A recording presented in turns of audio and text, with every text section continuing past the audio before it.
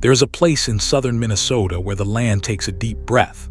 The prairie opens up, a great river swings hard to the north, and tucked into that bend sits a city that has been a crossroads for longer than anyone can really say. Today we are rolling straight into the heart of it.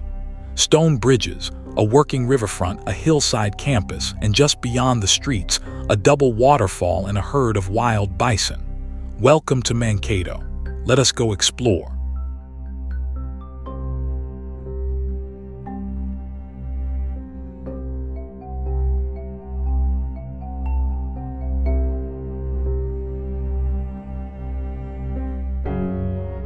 Mankato sits in south-central Minnesota, about 80 miles southwest of the Twin Cities in Blue Earth County, right where the state starts to flatten out into farm country. Find Minneapolis and St. Paul, then trace the Minnesota River as it curls down and to the west. Where that river makes its sharpest turn, geographers call it the Big Bend, and right there at the bottom of the bend is our city. Home today to a little over 44,000 people, and the beating heart of a metro area of nearly 100,000.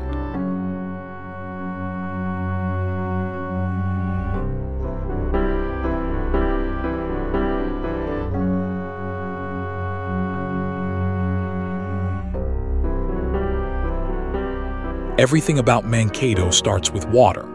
Here the Blue Earth River flows up from the south and pours into the Minnesota River, and the Minnesota, having run south for 100 miles, suddenly bends and heads northeast toward the Mississippi. That confluence, that meeting of waters inside the Big Bend, is the reason a city grew here at all. It made this spot a natural gathering place, a natural landing, a natural crossroads long before there was ever a map with a name on it.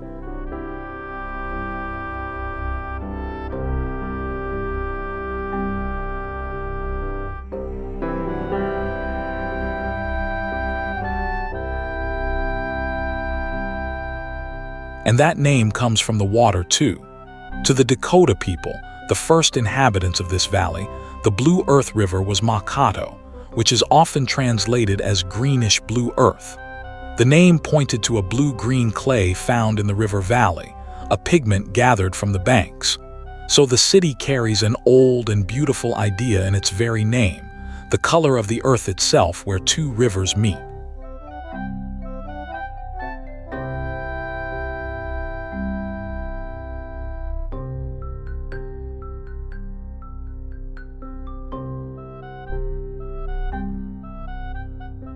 But here is where it gets fun. The town was supposed to be called Mankato, M-A-H-K-A-T-O as the popular story goes. An early clerk or mapmaker slipped, transposed a couple of letters and wrote it down as Mankato with an N. Nobody ever corrected it. The spelling stuck, and so the city is spelled one way and its Dakota root another. It is a small typo that became permanent, a little accident of the pen frozen onto every road sign for more than a century and a half. Historians debate the exact details, so take the tale with a grain of river clay, but locals love it. And honestly, who wouldn't?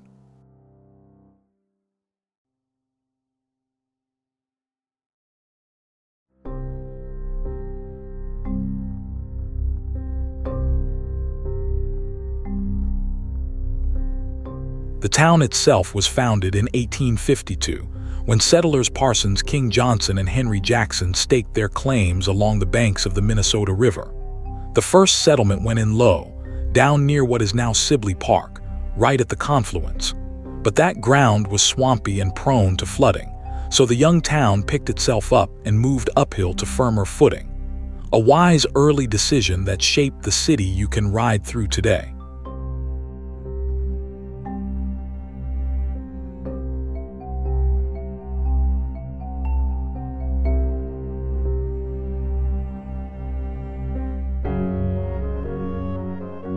Growth came fast. In 1853, barely a year after its founding, Mankato was named the seat of Blue Earth County.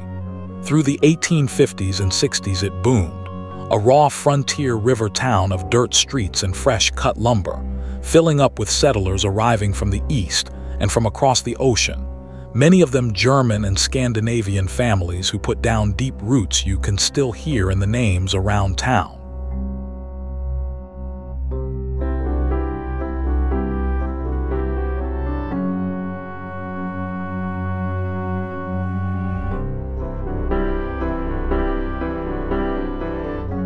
For those early decades, the river was the highway. Mankato became a bustling steamboat landing, and by the late 1860s, paddle wheelers were making hundreds of stops here every single year. Picture it: whistles echoing off the bluffs, decks stacked with barrels and wheat and passengers, the levee crowded with wagons. The steamboat turned this bend in the river into a genuine inland port, the gateway to all of southern Minnesota.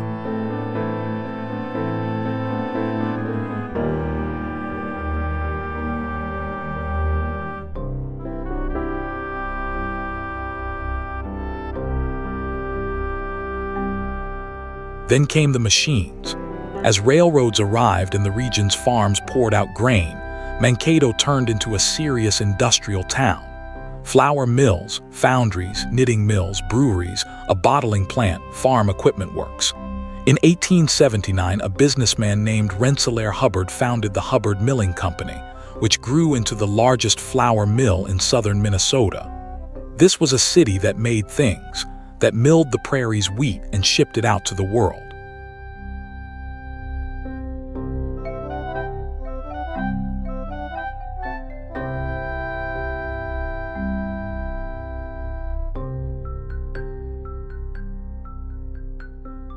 Let us just coast here for a moment along the riverfront and let all that history settle in. Every one of these paths traces the same water the steamboats followed. The river gave this city its start, and even now the trails and parks curl right up against it, so you are never far from that low green sound of moving water.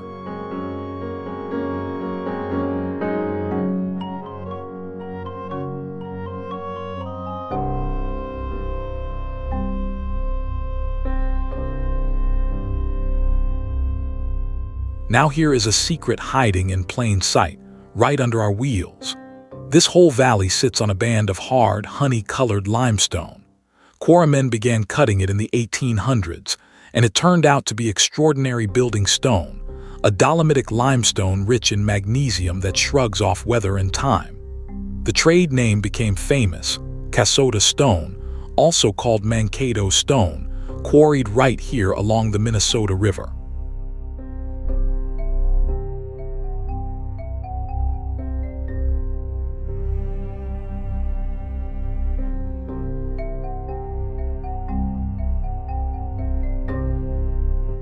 And this is the part that stops you. Mankato's stone did not stay in Mankato. It traveled. You will find Kasota and Mankato limestone in the walls of the Minnesota State Capitol in St. Paul, in the Smithsonian's National Museum of the American Indian in Washington, in the Great Hesburgh Library at Notre Dame, in the Philadelphia Museum of Art. So a quiet quarry town in southern Minnesota literally helped build some of the most important buildings in the country. Every time you have admired one of those landmarks, there is a good chance you were looking at a piece of Mankato.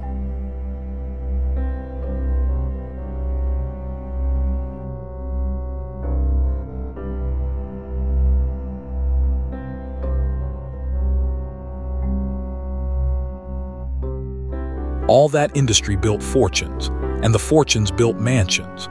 Along Old 3rd Street, now Broad Street, Mankato's captains of industry raised grand homes in a neighborhood that earned the nickname the Silk Stocking District. The crown jewel still stands, the Hubbard House, built in 1871 for that milling magnate, a spectacular French Second Empire mansion with a slate mansard roof. It was the first private home in Mankato with indoor plumbing, electricity, and a telephone. Today it is a museum you can walk right through.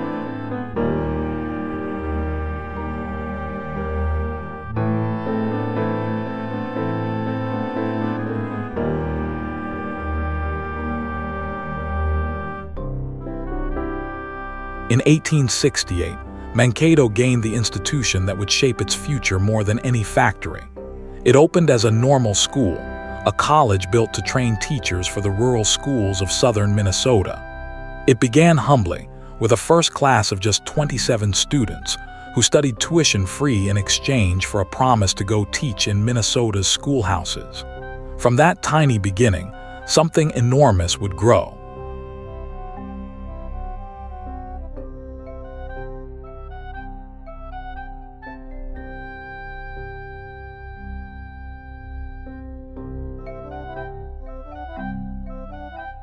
Because that little normal school became Minnesota State University, Mankato, and it is now one of the largest universities in the whole state, with well over 10,000 students up on the hill above the city.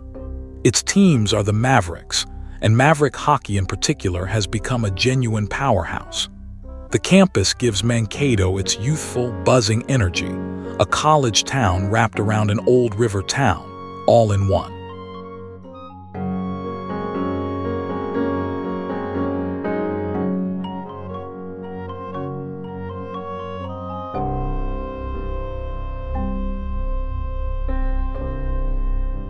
Mankato also gave the world a little literary magic.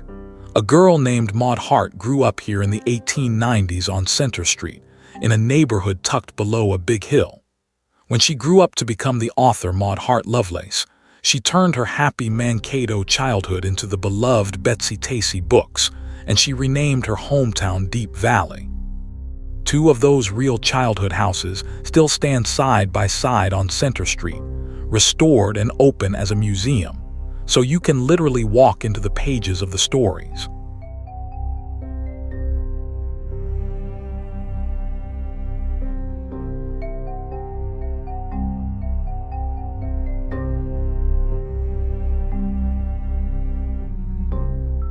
And Mankato keeps producing remarkable people. The mountaineer and filmmaker Jimmy Chin, who won an Academy Award for the documentary Free Solo, was born right here. So was Walter Jackson Bate, who won 2 Pulitzer Prizes for his literary biographies. Glenn Taylor, the businessman who has owned the Minnesota Timberwolves and Lynx, built his empire in the Mankato area. Not bad for a bend in the river.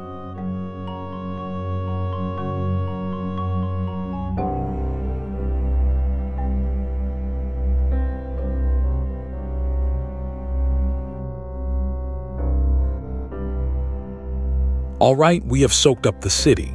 Now let us head out to the countryside, because just a few miles west of downtown sits one of the finest natural spots in all of southern Minnesota.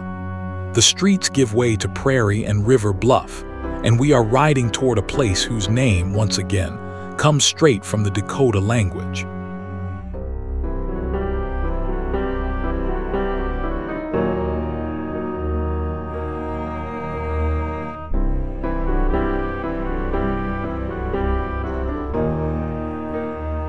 Minneopa. It means water falling twice, and the moment you see it, you understand. Minneopa Creek tumbles over not one but 2 ledges, a stacked double waterfall dropping a total of about 45 feet into a shaded rock gorge. Layers of soft sandstone eroded faster than the hard cap above them, and over the ages the creek carved this perfect little 2-step cascade. It is easily the most beautiful waterfall in the region, and one of the most photographed spots in southern Minnesota.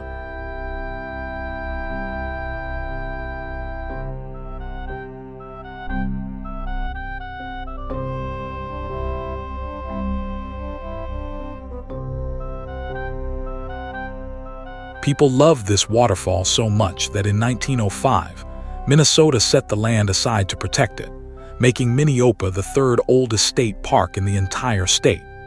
Early admirers called the falls nature's masterpiece.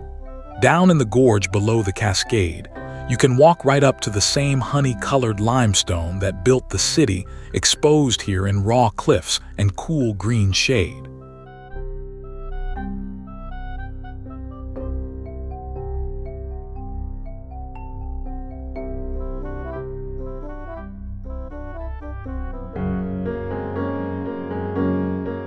The park holds another treasure up on the windswept prairie, and it is unexpected. A stone windmill, built in 1864 by a German immigrant named Louis Seppmann, out of pasture stone and timber. It was one of Minnesota's first grist mills, an old-world Dutch-style windmill grinding the settlers' grain. Lightning struck it, and later a tornado tore its great sails away, and by 1880 it was no longer worth rebuilding. But the sturdy stone tower still stands on the hill, a little piece of old Europe watching over the Minnesota prairie.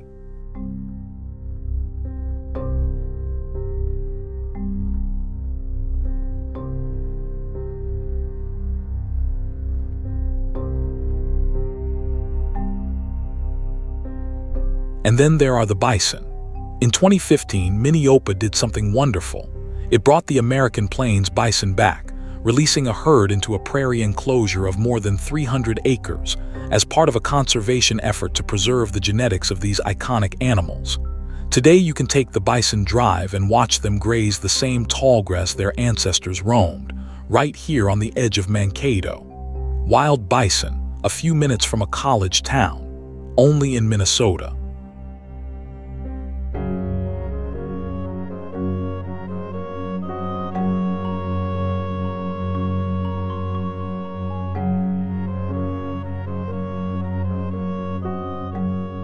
From the park, let us wander over to Williams Nature Center, 65 wooded acres just southwest of the city, with a 1.5 miles of quiet paved trail winding out to a pair of overlooks above the Minnesota River.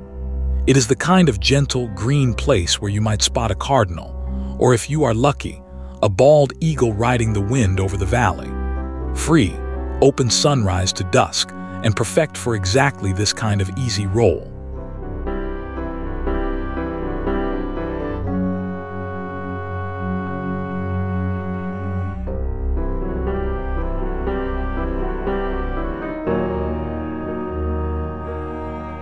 Back closer to town, Mankato tucks another gem into a ravine, Rasmussen Woods, a natural area threaded with trails through mature forest and marsh. Part of its boardwalk was famously built to float, actually rising and falling with the wet seasons, so you can cross the marsh no matter how high the water gets. It is a pocket of genuine wilderness folded right into the city.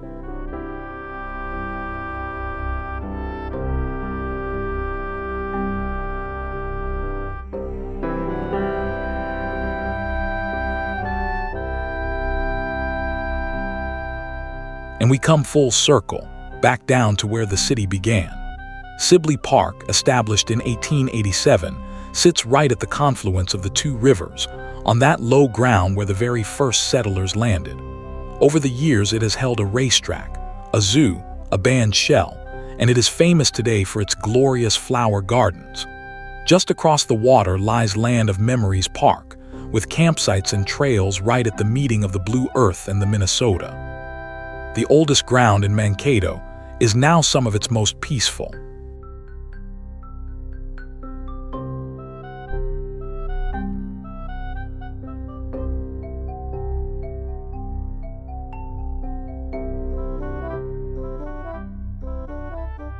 A little to the east, we reach open water Lake Washington, a broad recreational lake where the people of the Mankato area come to fish, to boat, to swim, and to slow down. After a day tracing rivers and waterfalls and quarries, there is something perfect about ending up beside a calm lake, the whole horizon opening out, the water doing what water has always done around here, drawing people to its edge.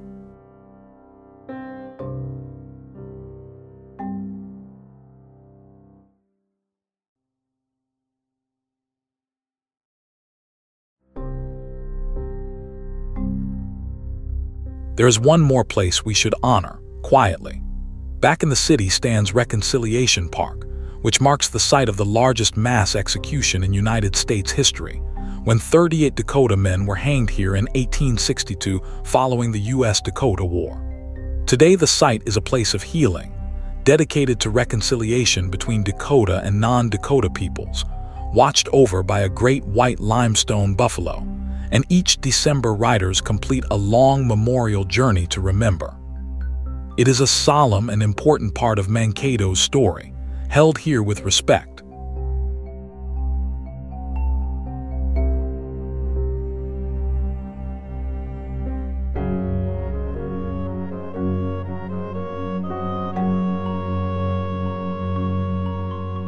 And so we roll back over the river as the light goes gold. A city named for the color of its earth, built on a bend in a river, its stone standing in landmarks across the whole country, its waterfall falling twice, its bison back on the prairie.